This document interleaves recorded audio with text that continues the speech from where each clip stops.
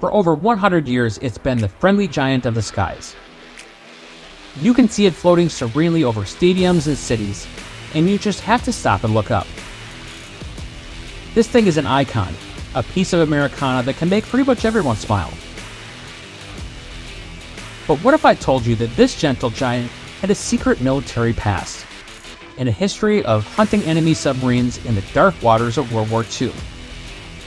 And what if I told you that for all of that fame, the Goodyear Blimp isn't really even a blimp anymore? For a century, the full story of this airship has been hiding right in plain sight. Beyond the friendly wave and the dazzling sign lies a history filled with incredible technology, unsung heroes, and surprising wartime courage.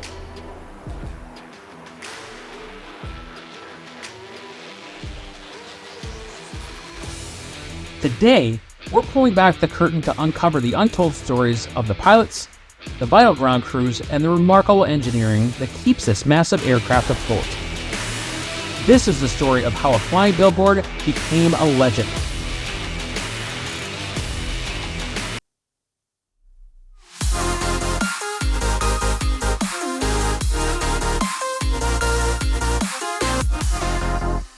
Welcome back to Aero Exploration. My name's Jim, and on this episode, we're going to talk about the history of the iconic Goodyear Blimp. So as you may know, the Goodyear Blimp is celebrating 100 years of service of their airships this year. And to celebrate that, I wanted to take a deeper dive of the aircraft and its history. So for us to really get to know the Goodyear Blimp, we have to rewind to the dawn of the 20th century. Aviation at this point is a wild frontier, and the Goodyear Tire and Rubber Company, founded in 1898, had a huge opportunity in the skies. In 1917, they would build a massive hangar at Wingfoot Lake near Akron, Ohio, to construct an airship for the U.S. Navy, and to train the first generation of military pilots. But the icon that we know today wasn't really born until June 3rd, 1925. That is the day that a new airship from Goodyear named the Pilgrim took its first flight. The Pilgrim was a complete game changer for them. It was the first commercial, non-rigid airship to be filled with non-flammable helium instead of the highly explosive hydrogen. This was a critical safety move that shaped the entire future. With Goodyear painted proudly on its side, the Pilgrim launched the advertising legacy that would make the company a household name. Now, Goodyear's fleet would grow fast, and in 1928, the Puritan got its permanent license from the government. Then in 1930 came a stroke of marketing genius. The Blimp Defender was fitted with the world's first lighted aerial sign. This was a dazzling grid of neon tubes that let its message shine across the night sky. Throughout the 1930s, the blimps became roving ambassadors, capturing the public's imagination. As the world lurched towards another war, that friendly flying billboard was about to get drafted. When the attacks on Pearl Harbor threw the United States into World War II in 1941, the Goodyear Blimp fleet was immediately called upon for a national defense. The very thing that made them great for advertising, hovering for long periods, flying low, slow, and watching over huge areas, also made them perfect for coastal patrol and hunting submarines. Almost overnight, the commercial operation became a critical military enterprise. Now, Goodyear had already been training Navy pilots at Wingfoot Lake since 1940, and now production went into overdrive. Between 1942 and 1944, Goodyear delivered more than 150 airships to the U.S. Navy. Some of the company's own airships, like the Resolute, were drafted along with their civilian crews, operating as privateers for the government, something that hadn't been seen since the War of 1812. These Navy blimps, known as K-class and L-class airships, became the silent guardians of the American coastline and vital shipping lanes. These were the eyes in the sky for naval convoys looking for enemy U-boats lurking below. An airship overhead was a powerful deterrent.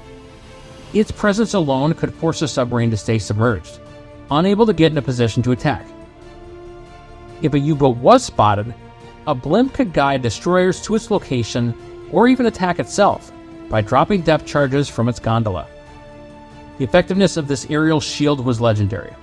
Throughout the war, Navy blimps escorted an incredible 89,000 ships through the dangerous waters. They would hold a near-perfect record that not a single vessel was lost to an enemy submarine while under their direct watch. So this gentle giant of the skies had a side few people ever saw, one of vigilance, sacrifice, and mystery. After its heroic turn in World War II, the Goodyear Blimp returned to its peacetime job. But now it's more than just a novelty. It is a recognized American symbol. The post-war era cemented its place in pop culture.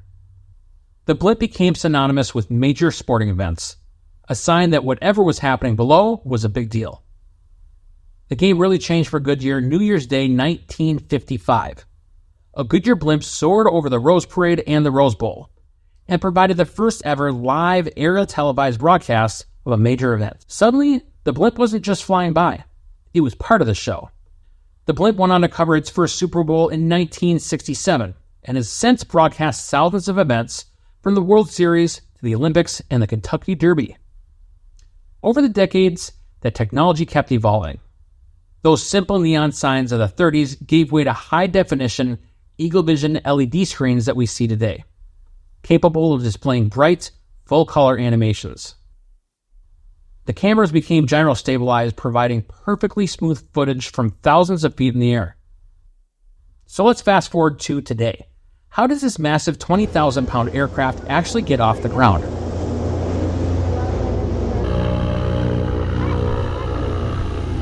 Well, the first secret is one that we teased a bit earlier.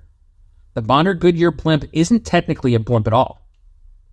A classic blimp is a non-rigid airship, which means its shape comes entirely from the pressure of the gas inside. Deflate it, and it's just a bunch of fabric. For decades, that's exactly what Goodyear would fly.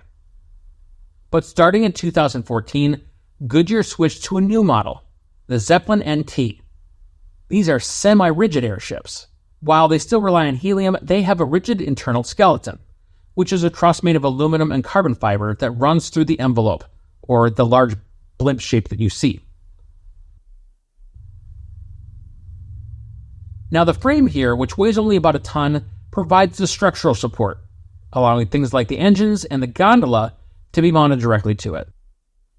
This design makes the airship stronger, more maneuverable, and quieter. But for the sake of a century of brand recognition, everyone, including Goodyear, still calls them blimps.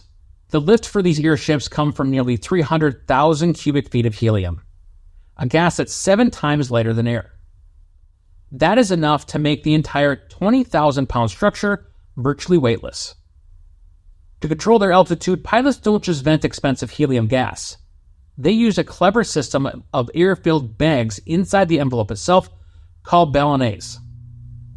So as the airship goes up, the outside air pressure drops and the helium itself will expand.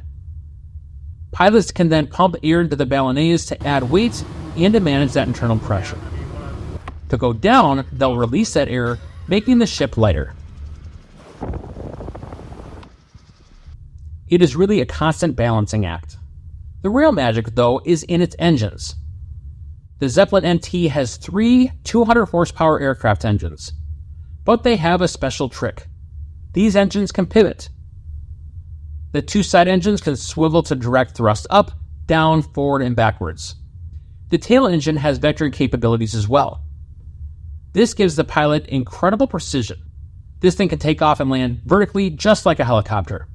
It can hover perfectly still, and it can even fly in reverse. The blimp also is not built for speed. It tops out at about 73 miles per hour.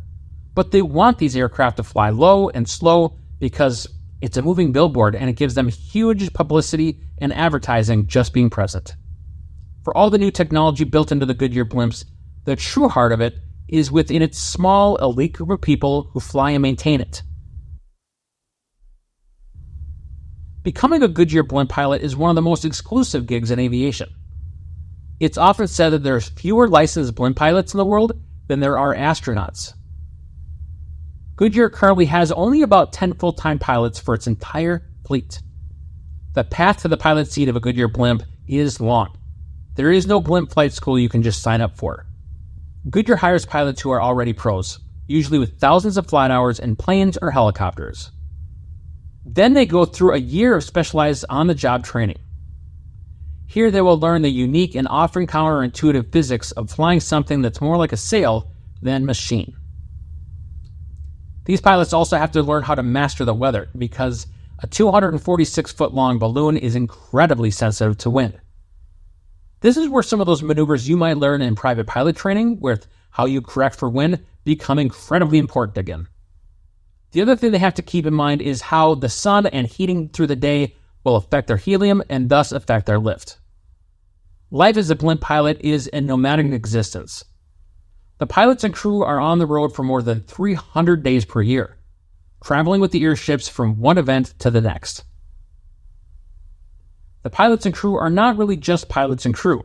They're also brand ambassadors and a face of the company. But the pilots are only part of this story. For every person in the air, there's a small army on the ground. An unsung team of up to 20 mechanics, technicians, and handlers who are the backbone of the operation. They handle the monumental task of mooring the airship, wrestling the giant craft to the ground, and securing it to the mast. They maintain the engines, they purify the helium, and they manage a convoy of vehicles that serve as their mobile base. They become a family and a traveling circus of dedicated pros who share a passion for one of the most unique machines ever built. But through it all, the mission has stayed the same: to be a friendly, awe-inspiring presence in the sky. For a century now, the Goodyear Blimp has been a constant in the world that has never stopped changing. It's evolved from a simple bag of gas into a sophisticated airship. But its soul remains the same. It is a testament to a company that dared to create not just a marketing tool, but a true cultural icon. Well, thank you so much for joining me for this inside look of 100 years of the Goodyear Blimp. If you enjoyed this or my other content, be sure to subscribe, click the notification bell so that you don't miss the video. Thank you so much for joining me. This is Aero Exploration, and we'll see you next time.